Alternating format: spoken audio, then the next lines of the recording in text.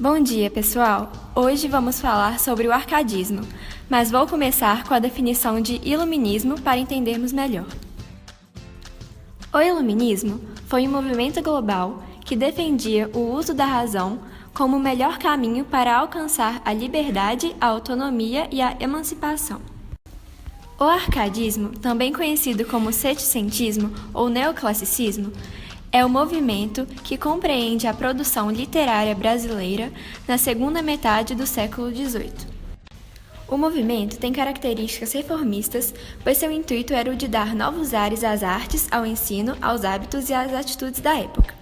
O arcadismo foi influenciado pela cultura francesa devido aos acontecimentos movidos pela burguesia que afetaram toda a Europa. Mas, professora, eu ainda não entendi o que o iluminismo tem tanto a ver com os aspectos árcades. O iluminismo influenciou o arcadismo por volta dos séculos 17 e 18, pois seus preceitos foram determinados pela Revolução Intelectual e traziam como lema a liberdade, igualdade e fraternidade. As características do arcadismo são a exaltação da natureza, em que fazia-se muitas referências à terra e ao mundo natural. Assim, os poetas dessa escola costumavam escrever sobre as belezas do campo, a tranquilidade que era proporcionada pela natureza e simplicidade, desprezão da vida nos centros urbanos.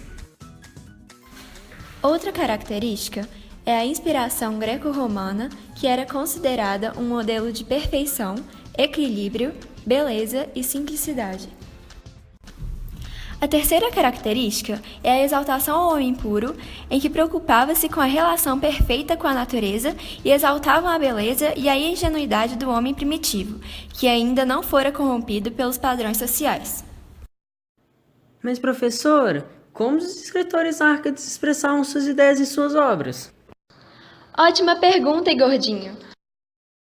Os pequenos clichês latinos eram usados como indicativos do que acreditavam ser a boa arte literária. Um exemplo disso é a fugere urbem, fugir da cidade. O cenário campestre é constantemente usado como pano de fundo e os autores adotaram pseudônimos pastoris inspirados na Arcádia grega. Outro exemplo disso foi a inutilha truncar, corta o inútil, reação aos excessos formais do barroco. Ao contrário do rebuscamento, os árcades preferiram a clareza, simplicidade e a ordem direta na linguagem. Carpe diem, colha, aproveite o dia. Os barrocos procuravam viver intensamente em função da angustiante certeza da decrepitude e da morte. Os árcades o adotam por serem materialistas e racionais. Se a vida é fugaz, aproveitemo-la, pois vale a pena. Locus amoenus, lugar ameno. Os neoclássicos viam a natureza como um lugar aprazível, onde o ser humano poderia encontrar equilíbrio e paz interior. Aurea mediocritas, equilíbrio de ouro. Os árcades pregavam o ideal de vida simples, sem miséria nem riquezas, em que a posse do essencial à manutenção física do ser humano proporcionasse tempo para a virtude e a arte. É importante ressaltar a chegada da produção árcade no Brasil com os portugueses.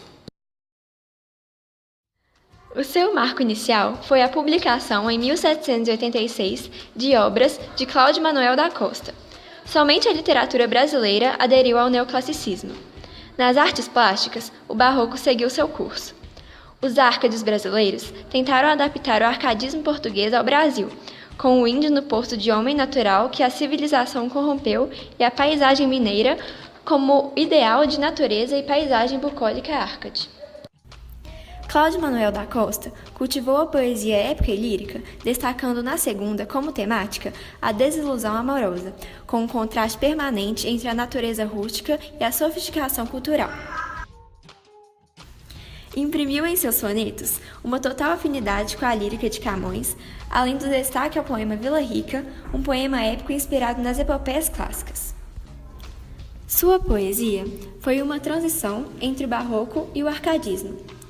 Já Tomás Antônio Gonzaga, português, em que o maior destaque de sua obra é para o poema lírico Marília de Dirceu, uma poesia tipicamente árcade que valoriza os esquemas bucólicos e pastoris.